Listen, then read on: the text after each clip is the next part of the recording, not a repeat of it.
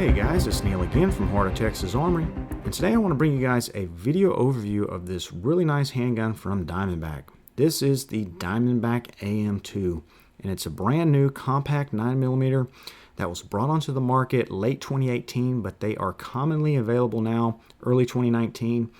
And guys, I'm pretty impressed by this firearm, particularly when you consider the price at under $300 for this handgun. So join me today as we take a look at this really cool handgun from Diamondback.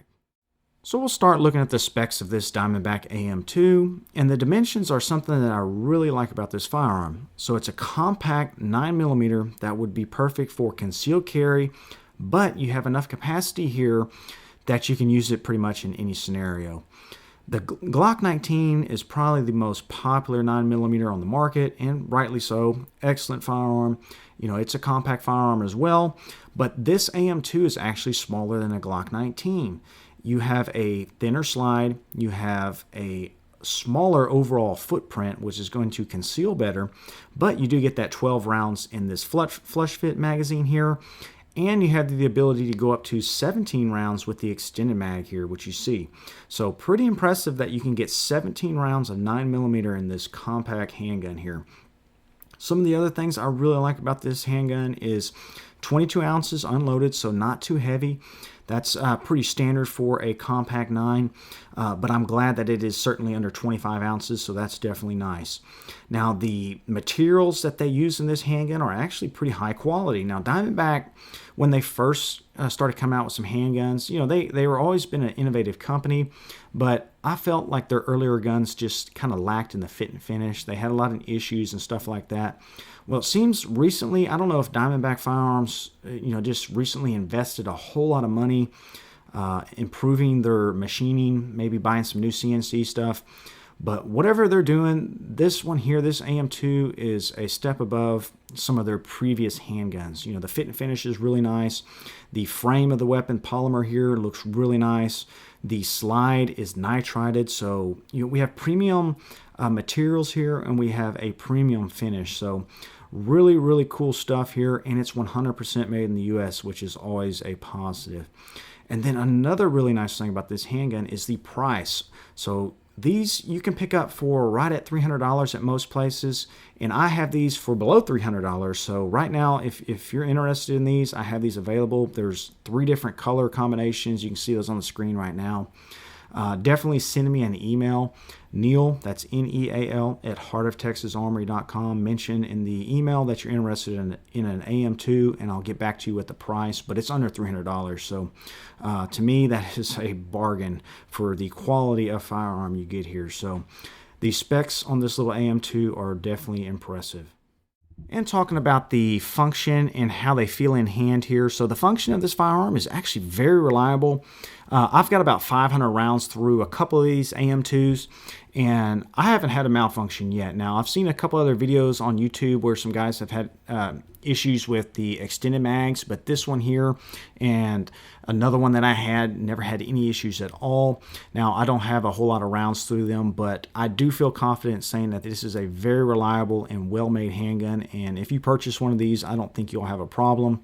Also keep in mind that if you did have a problem, Diamondback is going to take care of you because they do have a really nice warranty and good customer service. But fit here, how it feels in the hand is actually really nice. You can see this really nice stippling on the grip here, which is almost like a sandpaper, really grippy, feels really nice in the hand. I like kind of an aggressive texture like this, so this firearm feels really good in my hand. With the flush fit magazine, my medium to large size hands, I can get all my fingers on the grip, which is nice. And of course, if we swap over to the 17 round extended mag, you've got room to spare here. So very comfortable in the hand, nice grip angle, points naturally, feels really nice. Some of the other things I'll mention is we do have stippling here on the front of the trigger guard, which is nice. So if you shoot like I do and kind of rest your pointer finger up there, that's nice that there's a little bit of texture there. I do like that a lot. We do have a full rail up here, which is nice. So some other small compact handguns don't have the multiple slots for the Picatinny. Well, this one's got 3, so you can fit quite a few accessories on this handgun if you wanted to, lights, lasers, or anything like that. The sights here are also excellent.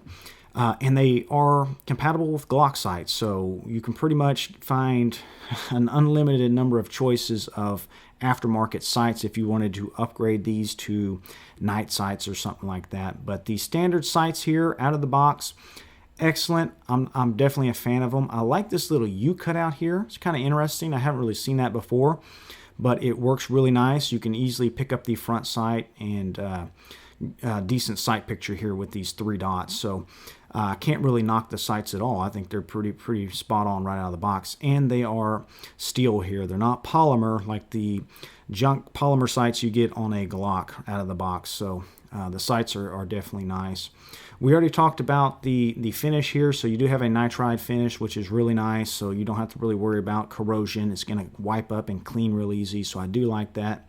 And I do like these serrations here on the slide. So we have front serrations and we have rear serrations. Now, they're not the most aggressive serrations, but they do work just fine. You can easily press check here if you wanted to grab up here at the front of the weapon and press check, or if you're just standard, racking the firearm, it works just fine. So they did a good job on that. You have an oversized mag release here that is kind of flush fitting. You can see how flush fitting that is. So keep that in mind. This mag release is not going to stick out like some of the other mag releases on the market on some competitive guns that are similar to this, like the Glock or the Taurus G2C or something like that.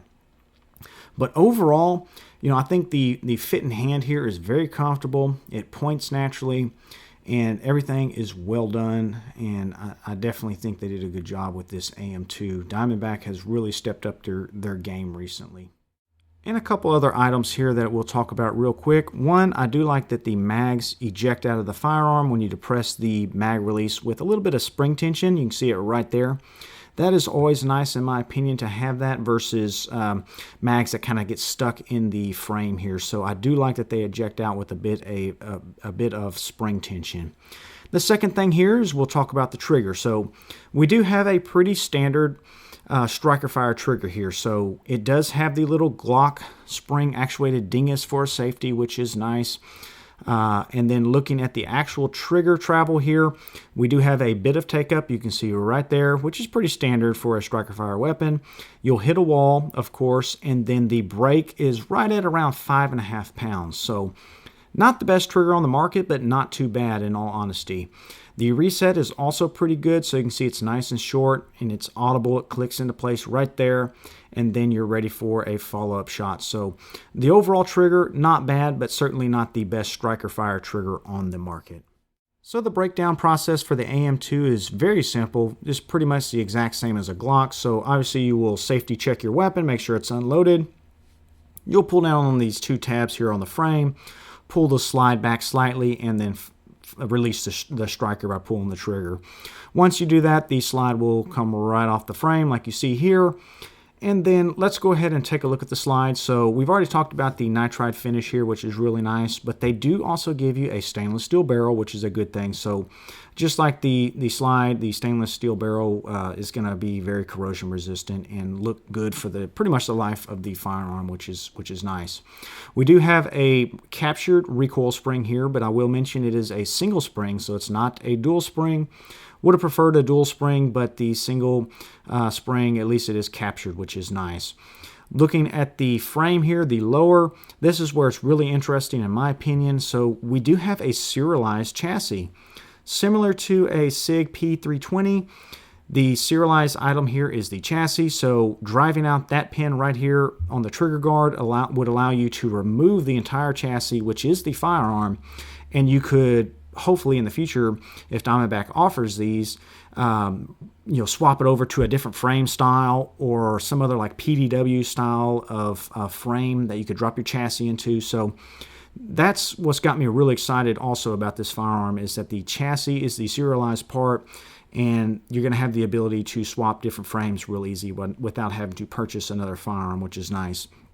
The rest of the components in the frame here look well done.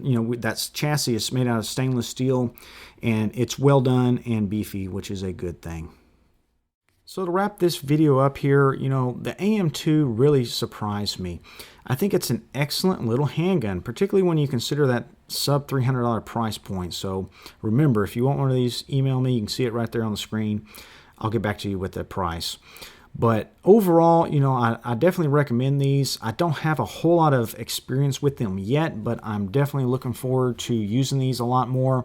I've carried this handgun here, this Taurus G2, for a long time, probably well over 5 or 6 years now, and it served me fine. But you can see that the AM2 is just about the same size. They really compare nicely against each other. You can see dimensions look pretty much spot on. The thickness is spot on. But I think I prefer the AM2. I think the grip feels better. It has a few more modern features, and the finishing is better in my opinion, where you get the nitride slide here, which is superior to the one that Taurus is using. But, you know, the Taurus is a good option too, probably anywhere around $200 to $220, so it is a bit cheaper than the Diamondback. But for a little bit more money, I think you're going to get a better, more modern firearm. So when you look at, you know, some of the features that this has with the serialized chassis, that's really cool that this weapon has that. I definitely would recommend the Diamondback AM2 over the Taurus right now.